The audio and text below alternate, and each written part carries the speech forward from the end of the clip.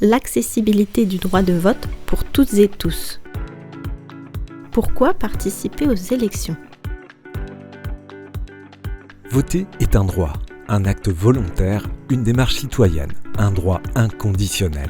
De ce fait, l'obligation démocratique doit être garantie pour tous. Qui peut voter ? Les personnes qui remplissent les conditions suivantes peuvent voter. Avoir au moins 18 ans la veille du premier tour, être de nationalité française, être inscrit sur les listes électorales. Avant le vote.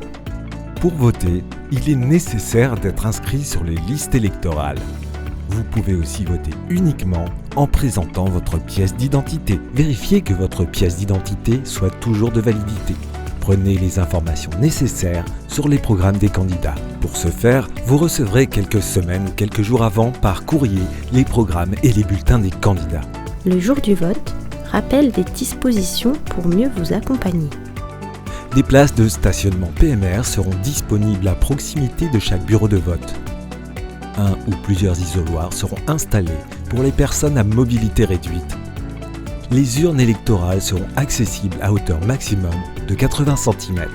Tous les bureaux de vote disposeront de quelques chaises pour les personnes qui ne pourraient pas rester debout longtemps. Vous avez le droit de vous faire aider dans les bureaux de vote par un autre électeur ou un accompagnateur. Il n'est pas nécessaire qu'il soit inscrit dans le même bureau de vote ou qu'il soit domicilié dans la même commune que vous. Vous avez le droit d'entrer dans tous les lieux publics avec un chien d'assistance. Vous avez le droit d'utiliser un tampon avec vos initiales pour signer. Une étiquette en braille sera positionnée devant la pile de chaque candidat. Le jour du vote en 6 étapes. Avant de quitter votre domicile, vérifiez que vous avez bien avec vous votre pièce d'identité, votre carte électorale et un stylo à billes de préférence noir. Le numéro et l'adresse du bureau de vote sont indiqués sur votre carte électorale. Étape numéro 1. L'agent de table vous accueille, montrez-lui votre pièce d'identité et votre carte électorale. En cas de besoin, votre accompagnateur peut les montrer pour vous. Étape 2.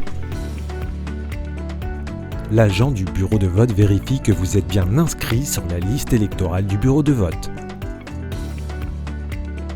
Étape 3. L'agent de table de dépôt vous invite à prendre une enveloppe ainsi qu'au moins 2 bulletins de vote. Là aussi, si besoin, votre accompagnateur peut les prendre pour vous en respectant vos choix. Étape 4. Choisissez le bulletin souhaité et placez-le dans l'enveloppe. Une enveloppe, un bulletin. Placez les autres bulletins non retenus dans la poubelle prévue à cet effet. Si vous êtes atteint d'une déficience, vous pouvez vous faire assister de votre accompagnateur.